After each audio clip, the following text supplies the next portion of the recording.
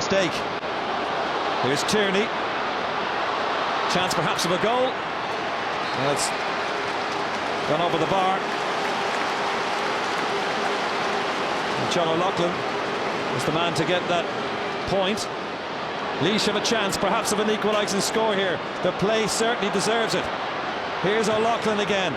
O'Loughlin, right-footed, equalises.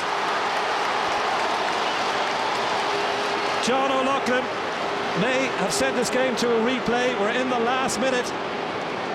Nicely controlled, shifted from his left to his right and put it over the bar. Referee urging him to get on with the play.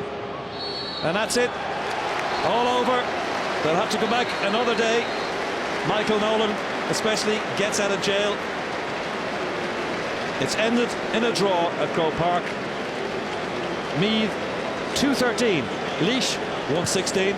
We've gone to a replay. Poor Mickey was unfortunate, but the rest of the team got him out of trouble there, and we had the last chance of the game.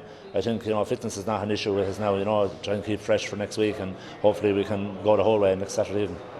We were 5 points ahead at one stage in the second half, but we never really, I suppose, put that little bit of extra daylight between us and Laois.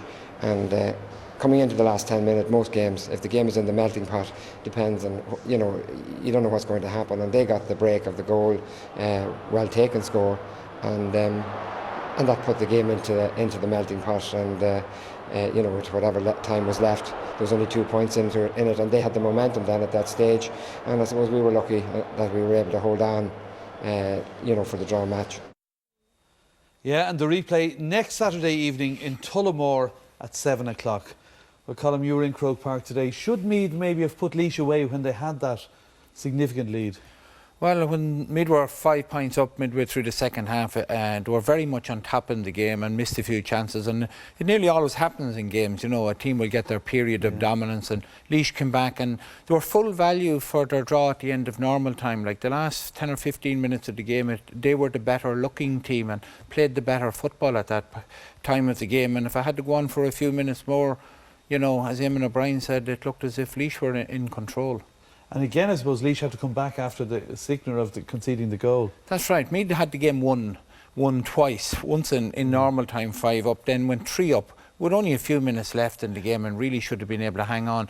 But Laois again showed great battling qualities and came back and forced the issue all the time, and had a couple of great chances, scored great points from play to equalise the game, and probably will be going into the replay now feeling very good about themselves. Right, normally goals win games. Today was obviously a draw, but take us through the goals.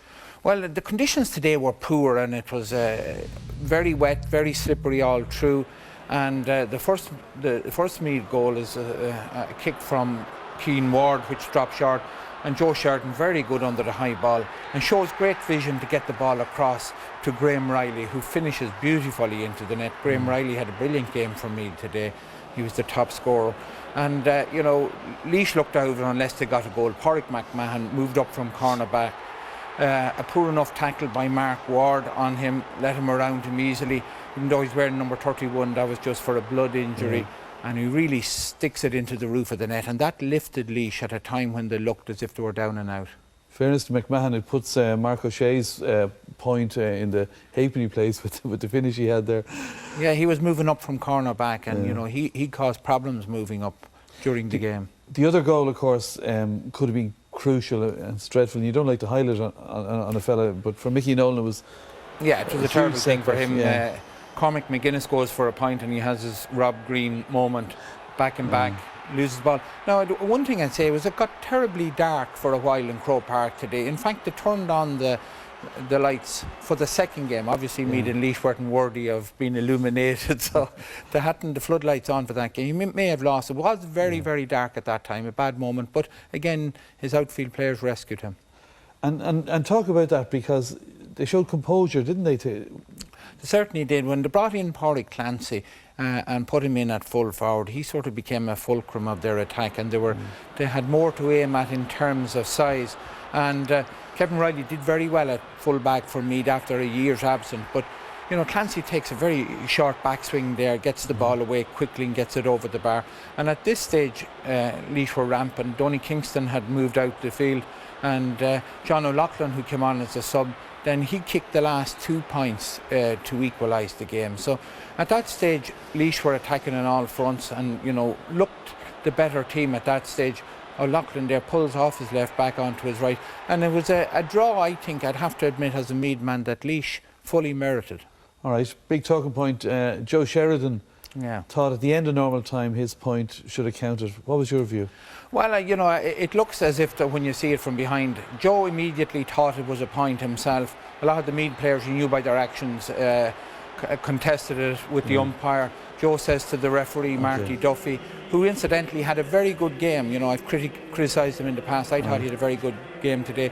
It appears as if it's swinging inside the post at the end. Maybe it goes right over the top of the post, but I think it would have been rough justice on Laois. Was it a point, Anthony, in your view? I don't think you can tell from the pictures there, and I think it's one thing when we had rugby in Croke Park that we could have retained was the much higher posts that they use in rugby.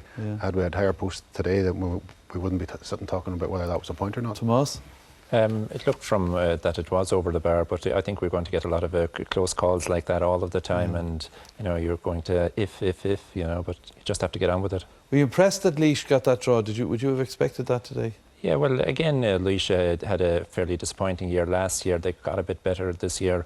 So I think the game today will really bring them on. They needed a game like that because Meath are a quality outfit and they move the ball very well. And I think it's good for Laois in that. And I think it's going to be a great clash next weekend. Yeah, should be one to look forward to. Well, the entry of the Dubs always brings an extra bit of excitement, I suppose, to the Football Championship. And it was no different today as they took on Wexford in Croke Park. Watching this one was Jimmy McGee.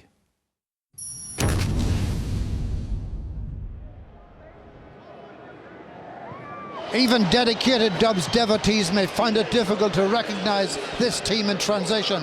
Among the backs, Michael Fitzsimons, Philly McMahon and Cian O'Sullivan are making first championship starts. And in the forwards, Niall Corkery and Kevin McManaman are also championship debutants. It begins as a good news day for Wexford. After an absence of nearly 2 years, Matty Ford is back.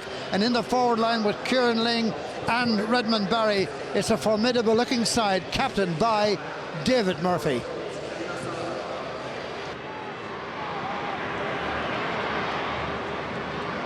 New look Dublin team. A little too heavy. That looks like a hamstring pull for Cian O'Sullivan right at the top of the game. As he was running away, if ever you see a hamstring, that's it. And that will surprise me. And it won't get any better by running on it, Cian. And I'm sure they've noticed it on the sideline. Wexford going for the first score of the game. Well lifted up. And that's terrific man himself, Kieran Ling in there. Deadly he is, Ling. Great scorer. David Murphy. This is Brian Malone. Colin Keeney being brought back, way back defensively to chase him.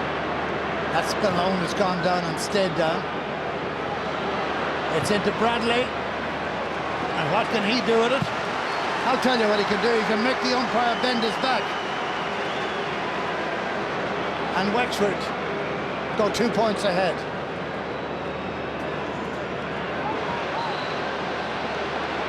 This is astonishing. They're not able to hit the ball, and there's no confusion with the shirts they're wearing. There they are again. Now, who'll be the first man to hit the ball with a kick to one of his own? Here's David Henry. Just about counts on them all, but it works. Cal for Dublin. And here's a man who can score from any angle. And just to prove my point, he does. It's Bernard Brogan, his second point. Dublin's second point.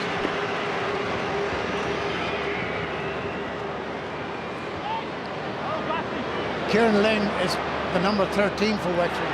He's a roving commission. He's a player who's going anywhere and everywhere there's loose play, and he can pick up the ball and create. Here he is again. Looks around, looks for the options. Matty Ford comes close to him, brings a marker away. Wexford playing real good stuff.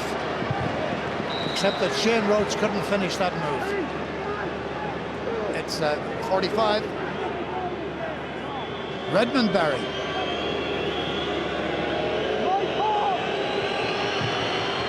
Nice gentle follow through and straight over the black spot. 3 of Wexford's forwards have scored, only 1 of Dublin's players have scored.